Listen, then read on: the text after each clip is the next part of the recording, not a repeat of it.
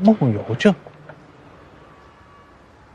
以前林沃没出现过类似的状况，所以我昨天带他去见了心理医生。医生说他应该是心理压力太大，也许想在梦里找个出口吧。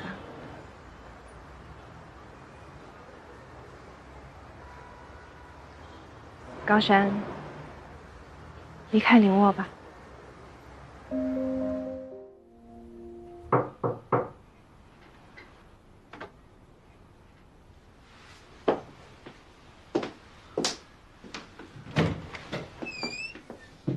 离开林沃，永远不要再回来。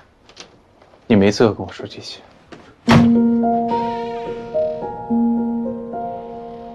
你不走是为了弥补过错，想替大龙翻盘是吗？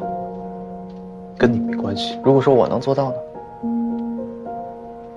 我会保护好林沃，守住大龙，只要你离开。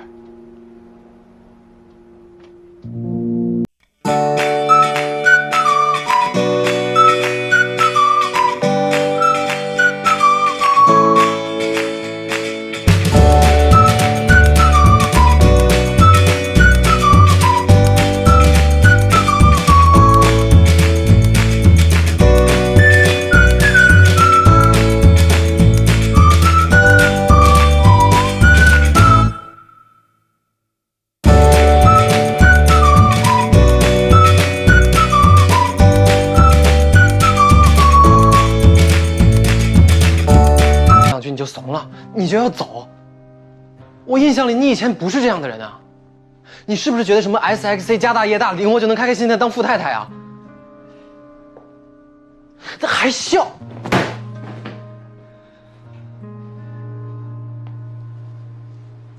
苏媛，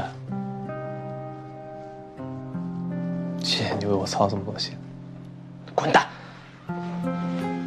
心都碎了。其实我做这个决定跟奔小荣没有任何关系。那你为什么要走？那天林沃梦游症发作，掉进泳池里，差点就出了意外。我从来没想过我会给他的人生带来这么多痛苦，让他在梦里都找不到出口。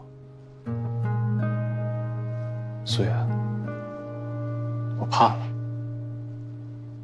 除了离开他，我不知道自己还能为他做什么。